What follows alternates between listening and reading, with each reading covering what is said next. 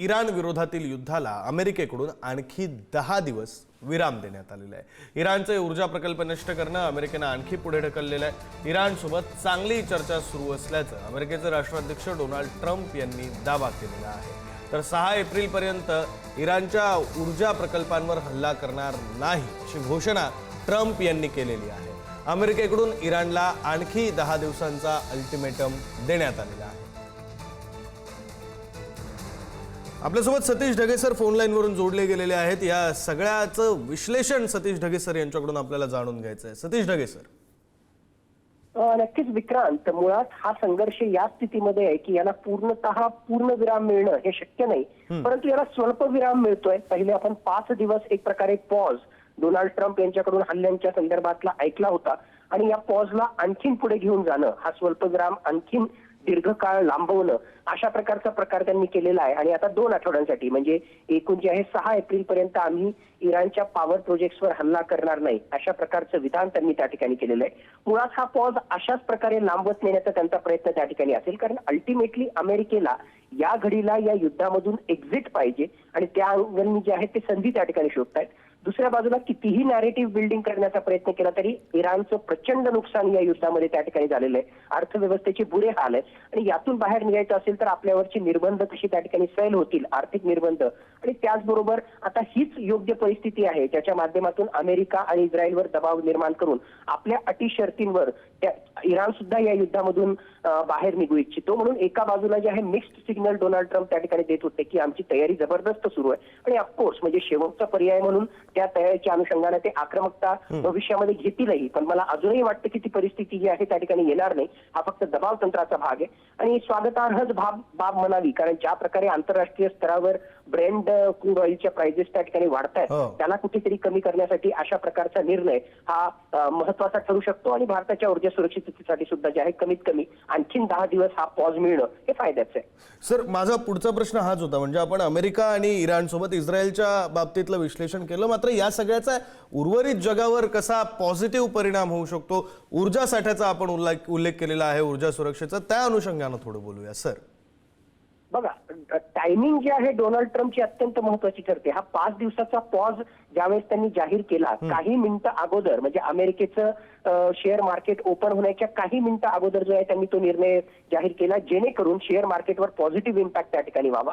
त्याच अनुषंगाने जर कालचं पाहिलं तर पुन्हा एकदा आंतरराष्ट्रीय जगतामध्ये स्पेशली शेअर मार्केटमध्ये, कमोडिटी मार्केटमध्ये एक निगेटिव्ह सेंटिमेंट तयार होत होतं की हे युद्ध काही लवकर त्या ठिकाणी संपणार नाही आणि ब्रेंट क्रूड ऑइल प्राइसेस जे आहेत ते $100 वर पुन्हा त्या ठिकाणी गेल्या होत्या।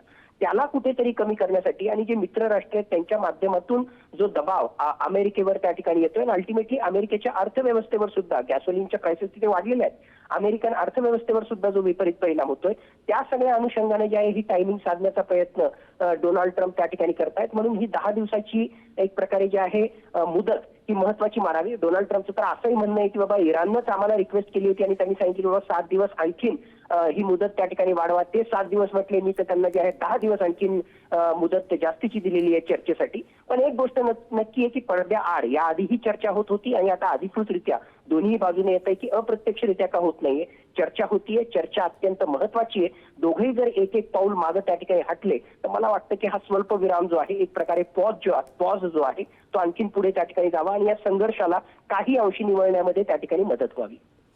धन्यवाद ढगे सर, तुम्ही केलेल्या या सगळ्या सविस्तर विश्लेषणासाठी, दिलेल्या सविस्तर माहितीसाठी। आंतरराष्ट्रीय पातळीवर या सगळ्या महत्त्वाच्या घडामोडी घडतायत आणि ज्यांचा परिणाम केवळ अमेरिका, इराण किंवा इस्रायल पुरता नाही तर तुमच्या आमच्या जीवनावर सुद्धा होणार आहे। त्यामुळे या घडामोडींकडे लक्ष असणं गरजेचं आहे, ते लक्ष असेलच। पुढे जाऊया, इराणची 90 पेक्षा जास्त लॉन्चर्स क्षेपणास्त्र नष्ट। अमेरिकेचे राष्ट्राध्यक्ष डोनाल्ड ट्रम्प यांनी हा दावा केलाय। हॉर्मुझची सामुद्रधुनी खुली करायची आहे, अमेरिकेच्या अटींवर विचार करा, अमेरिकेनं इराणला हा इशारा दिलेला आहे। अमेरिकेनं इराणचे जवळजवळ 90 पेक्षा जास्त लॉन्चर्स आणि क्षेपणास्त्र नष्ट केल्याचा दावा अमेरिकेनं केलेला आहे।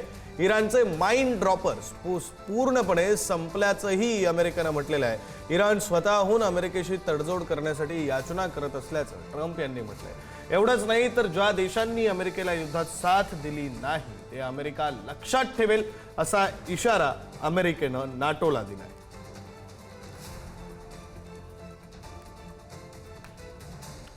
लेबनॉनमध्ये इस्रायलचे मोठे हवाई हल्ले करण्यात आले. भीषण चकमकींमध्ये हिजबुल्लाचे 30 पेक्षा जास्त दहशतवादी हे ठार झाले. इस्रायलकडून हवाई हल्ले आणि अचूक मारा करणाऱ्या क्षेपणास्त्रांचा वापर करण्यात आलेला आहे. तर लेबनॉनमधील हिजबुल्लाच्या तळांना उद्ध्वस्त करण्याचा इस्रायलचा हा डाव.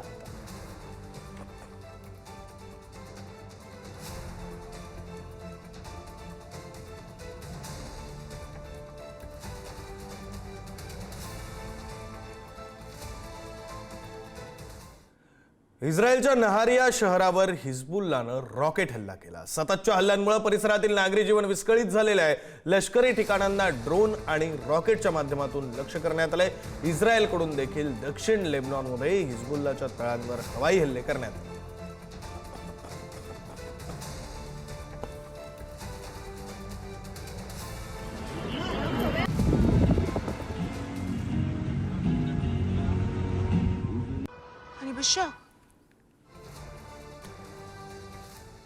इराणमधील लूर भागातल्या एका महिलेचा व्हिडिओ सोशल मीडियावर सध्या चर्चेत आहे. हातात बंदूक धरून ती महिला थेट इस्रायलचं आव्हान देताना दिसते आहे. तर नेतन्याहू यांना इराणमध्ये येऊन इराणच्या महिलांचा सामना करण्याचं आव्हान तिनं दिलेलं आहे.